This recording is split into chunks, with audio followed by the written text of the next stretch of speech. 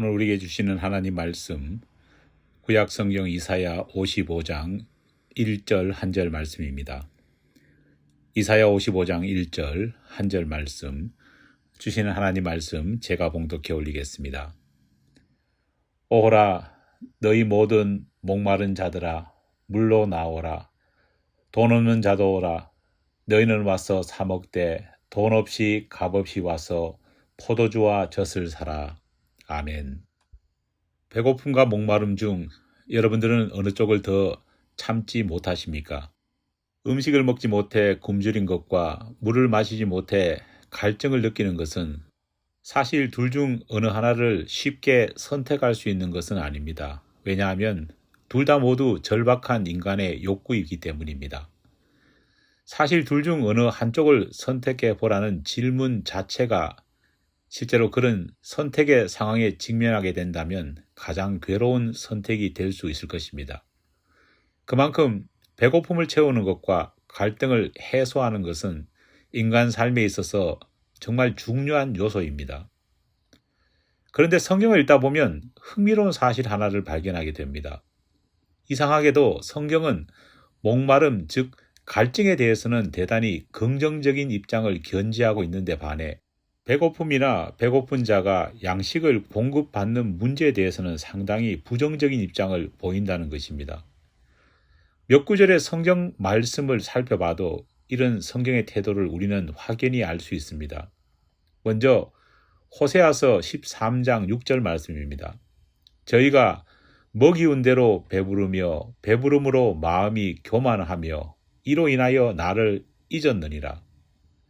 둘째가 잠언 30장 9절입니다.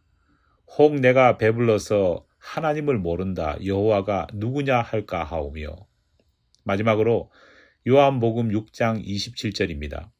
썩을 양식을 위하여 일하지 말고 영생하도록 있는 양식을 위하여 하라. 이상하리만큼 성경은 배고픔을 채우는 문제에 대해 그 체험을 통해 배부르게 되는 것에 대해 부정적입니다. 하지만 이와 달리 목마름, 즉 갈증과 갈증을 해소하는 문제에 대해서는 긍정적입니다. 먼저 이사야 44장 3절 말씀입니다. 나는 목마른 자에게 물을 주며 마른 땅에 시내가 흐르게 하며 나의 영을 내 자손에게 나의 복을 내 후손에게 부어주리니. 둘째로 이사야 55장 1절 말씀입니다. 오라 너희 모든 목마른 자들아 물로 나오라. 돈 없는 자도 오라. 너희가 와서 사 먹되 돈 없이 값 없이 와서 포도주와 젖을 사라. 셋째가 잠언 25장 25절입니다. 먼 땅에서 오는 좋은 기별은 목마른 사람에게 냉수와 같으니라. 마지막으로 요한계시록 21장 6절입니다. 내가 생명수 샘물을 목마른 자에게 값없이 주리니. 배고픔이 채워져 배부르게 되는 것을 오히려 영적 위기로 간주하고 있는 것에 반해 성경은 목마름을 느끼고 그런 갈증을 채우는 것을 영적 회복이라고 보고 있습니다. 오병이어의 기적을 기억하실 겁니다. 보리떡 5개와 물고기 2마리로 남자 장정만 5,000명, 여자와 어린아이들까지 합치면 최소한 2만 명 이상의 배고파하는 사람들이 배불리 먹게 되는 지상 최대의 기적이었습니다. 하지만 배고픔이 배부름으로 이어진 이 기적의 끝은 좋지 못했습니다.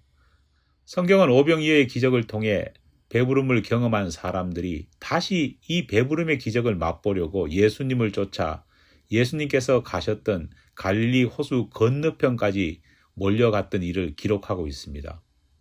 그런데 예수님께서는 다시 배부름을 맛보기 위해 몰려든 무리를 향해 이렇게 말씀하십니다.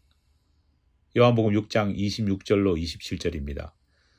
예수께서 대답하여 이르시되 내가 진실로 진실로 너희에게 이르노니 너희가 나를 찾는 것은 표적을 본 까닭이 아니요 떡을 먹고 배부른 까닭이로다. 썩을 양식을 위하여 일하지 말고 영생하도록 있는 양식을 위하여 하라. 그렇지만 예수님께서는 수가성 여인을 만났을 때도 심지어 니고데모를 만났을 때도 그들이 어떤 목마름을 느끼고 있다고 말씀하시면서 여인에게는 영생하도록 솟아나는 샘물을, 니고데모에게는 물과 성령으로 거듭남을 친절하게 말씀해 주셨습니다. 더구나 요한복음 2장에 기록된 예수님의 첫 기적 사건인 일명 가나 혼인잔치의 기적에서 잔치자리에 모인 사람들에게 배고픔을 채워주는 기적을 베푸신 것이 아니라 목마름을 해결해주는 물로 포도주를 만드신 기적을 베푸셨다는 그 사실 역시 사건의 이명 속에 그런 기적을 계획하신 하나님 아버지의 특별한 의도가 있음을 알게 됩니다. 왜 성경은, 왜 하나님께서는 배고픔이 아닌 목마름에 집중하고 있고 배고픔의 체험이 아닌 목마름의 해소에 더 관심을 가지고 계신 것일까요? 참 이상한 것이 있습니다. 보통 사람들은 목마름보다 배고픔을 더 쉽게 느낍니다. 육신적으로 뱃속이 비어 꼬르륵 거리는 것은 자신은 물론 주변 사람들도 모두 느낄 수 있습니다. 또 줄인 배를 음식으로 채워놓으면 금세 언제 그랬느냐는 듯 무언가를 먹어야 한다는 간절한 마음이 또 금세 사라집니다. 뷔페 식당에 갈 때는 맛있는 거 많이 먹어야지 하고 생각하고 가지만 가서 몇 접시 먹고 배가 불러오면 그렇게도 원했던 음식이 보기 싫어집니다. 또 다른 경우지만 사람들에게는 식탐이라는 것이 있습니다. 이상하게도 식탐은 있지만 물탐이라는 말은 없습니다. 여러분, 식탐이 무엇입니까? 배가 가득 차 배가 부르지만 그래도 계속 먹고 채우려는 욕망이 발동하는 것입니다. 채워도 만족하지 못하는 것입니다. 2020년 UN 세계 식량 계획이 발표한 자료를 보면 코로나 팬데믹 이후 안타깝게도 전 세계 기아 상태에 있는 인구는 많이 상승했다고 합니다. 2020년 조사에서 기아 인구는 7억 6,800만 명인데 이 숫자는 팬데믹이 시작되기 이전보다 무려 1억 1,800만 명이 늘어난 숫자라고 합니다. 쉽게 말하면 지구촌 인구 가운데 10명 중 1명이 기아 상태에 있고 영양 부족으로 인해 건강에 심각한 문제를 가지고 있다는 겁니다. 그런데 아이러니하게도 같은 시기 선진국과 중진국들의 경우에는 정반대 현상이 일어났다고 합니다. 비만 인구가 폭발적으로 늘어난 것입니다. 집 밖을 나가지 못하니 운동이 부족했고 또 그로 인한 스트레스를 먹는 것으로 풀다 보니 선진국과 중진국 나라들에서는 역대 볼 수 없을 만큼 많은 과체중 인구가 생겨난 것입니다. 세계 비만 연맹의 지난해 3월 보고서에 따르면 조사 시점에서 코로나 누적 사망자 수는 250만 명이었습니다. 그런데 비만으로 인해 사망한 사람들의 숫자가 무려 220만 명이나 되었다고 합니다. 좀 더 쉽게 말하면 한창 코로나가 심했을 때 코로나 사망률이 10만 명당 31명이었는데 같은 시기 선진국과 중진국에서 발생한 비만으로 인한 사망자 숫자는 10만 명당 115명이나 되었던 겁니다. 세계 비만 연맹에서는 코로나 팬데믹이 아니라 오히려 비만 팬데믹을 세계보건기구가 선포해야 된다 주장했습니다. 기아와 비만, 즉 배고픔과 배부름은 문제가 되는데 갈증, 즉 목마름과 가람을 채우는 것은 문제가 되지 않는 이유가 바로 여기에 있습니다. 우리는 배고픔을 채우기 위해 무언가를 먹습니다. 하지만 배부른 다음에도 계속 더 먹으려 합니다. 실제로 우리 몸의 세포도 이렇게 더 먹으려 하면 먹지 못하게 막아야 할 텐데 우리 몸의 세포들은 더 들어온 영양소를 밖으로 배출하려 하기보다는 세포 여기저기에 채우고 또 채우고 저장하려 합니다. 하지만 이와 달리 목마름은 전혀 다릅니다. 목이 말라 물을 마십니다. 그러면 갈증이 해소됩니다. 갈증이 해결되었는데 물을 다시 1리터, 2리터, 1갤런, 2갤런 욕심을 내며 더 마시는 사람은 거의 없습니다. 만약 억지로 물을 마시면 우리 몸은 토하게 만듭니다. 옛날 독재정권 시절 물 고문하던 장면을 영화나 기록 필름을 보면 물을 많이 먹게 되면 반드시 토하게 됩니다. 물에 빠졌을 때도 먹은 물을 의식이 있는 한 밖으로 토하려 합니다. 우리 몸은 양식과 달리 물은 쌓아두려 하지 않기 때문입니다. 또 다른 점은 배고픔과 배부름은 인간이 쉽게 인지하는 반면 목마름과 우리 몸에 물이 부족하다는 사실은 인간 스스로가 쉽게 인지하지 못한다는 겁니다. 지난해 대한의학회가 낸 자료를 보면 병원에 내원한 성인 환자들 가운데 약 70%가 만성 탈수를 겪고 있다고 합니다. 우리 몸에 필요한 수분의 정상 대비 2% 이상이 부족하면 수분 부족으로 진단한다고 하는데 10명 중 무려 7명이 몸에 필요한 충분한 물을 마시고 있지 않다는 겁니다. 문제는 몸이 이처럼 수분 부족으로 학대받고 있는데 정작 본인은 그 사실을 인지하지 못하고 있다는 겁니다. 몸은 목마르다고 외치는데 정작 그 몸을 가지고 살고 있는 사람들은 배고픔에 대해서는 정확하게 느끼고 대비하지만 더 중요한 목마름에 대해서는 깨닫지도 못하고 적절한 대처도 하지 못하는 겁니다. 결석, 당뇨, 방광암, 대장암, 콩팥 손상, 인지능력 저하, 일사병, 근육경련 등 셀 수 없이 많은 질병의 원인이 탈수 즉 목마름임에도 우리는 심각하게 그것을 생각하지 못합니다. 이런 모습은 오늘 우리들의 영적 상태와도 비슷합니다. 많은 현대인들이 배고픔과 그것을 해결하는 데 관심을 가지고 있습니다. 이런 풍조는 예수를 믿는 크리스찬들에게도 예외가 아닙니다. 잠언에서 아굴이라는 사람은 나를 가난하게도 마시고 부하게도 말게 하소서라고 기도했지만 우리는 우리의 필요보다 더 많은 먹거리를 위해 또 더 많이 쌓아두려고 기도합니다. 아굴은 배불러서 하나님을 모를까 걱정했는데 우리는 배가 터지든 말든 더 많은 것을 먹으려 하고 더 많은 것을 가지려 합니다. 아굴은 배부름, 다시 말해 과도한 부유함으로 인해 하나님의 이름과 영광을 손상시킬까 봐 걱정했는데 우리는 나의 배부름과 나의 과도한 부가 하나님의 이름과 영광을 저해한다는 생각조차 하지 못합니다. 반대로 성경은 인간의 영적 목마름, 신앙인의 영적 갈증에 대해서 심각하게 걱정합니다. 예수님께서도 요한복음 7장 37절에서 명절에 예루살렘에 모였던 사람들을 향해 그들의 영적 갈증 상태를 심각하게 보시며 이렇게 말씀하십니다. 누구든지 목마르거든 내게로 와서 마시라. 지금 우리는 역사적으로 그 어느 시대보다 풍성하고 부유하고 배부른 시대에 살아가고 있지만 반대로 그 어느 시대보다 영적으로는 메마른 시대, 신앙적으로는 가란 시대를 살아가고 있습니다. 문제는 우리 스스로가 그것을 느끼고 있지 못하다는 것입니다. 얼마 전 소천하신 이의령 박사님의 책을 읽다 보니 이런 내용이 있었습니다. 초대 문화부 장관을 역임하기도 하셨던 이 박사님은 2007년 돌연 무신론자를 자처하며 살았던 오랜 삶을 마감하고 예수를 영접하고 세례를 받고 크리스찬으로서 또 합리성을 바탕으로 한 기독교 변증가로서의 새로운 삶을 시작해 많은 사람을 놀라게 했습니다.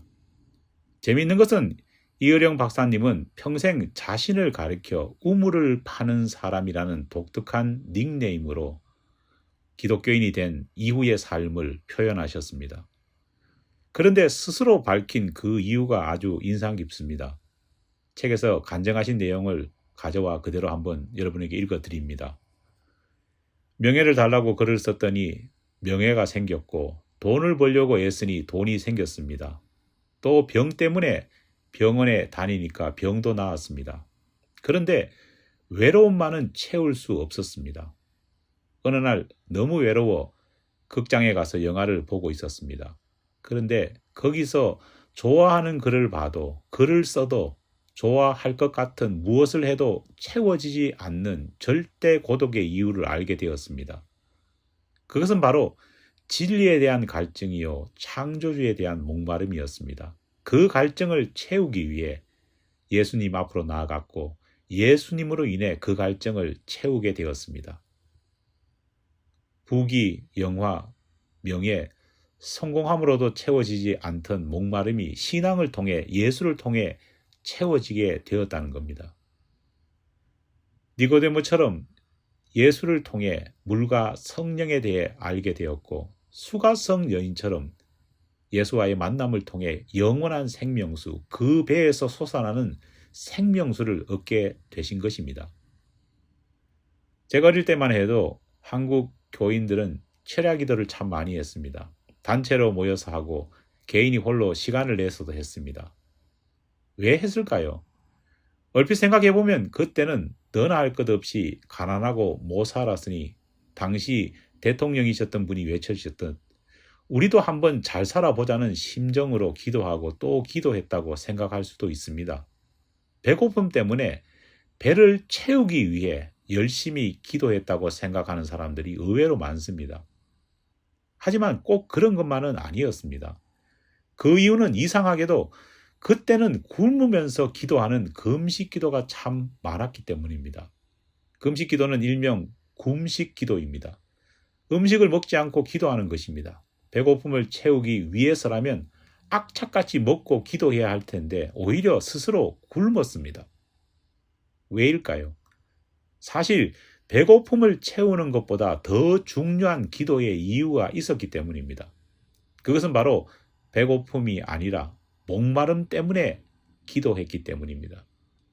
평생 무시당하면서 살았던 촌부들이 자식만은 무식한 소리를 듣지 않게 하기 위해 기도했습니다. 자식이 부자가 되라고 기도한 것이 아니라 내 자식이 나처럼 무시당하지 않게 해달라고 없는 돈으로 학비를 만들며 기도했습니다. 아파트 평수를 늘리고 재산을 더 모으자고 기도했던 것이 아닙니다.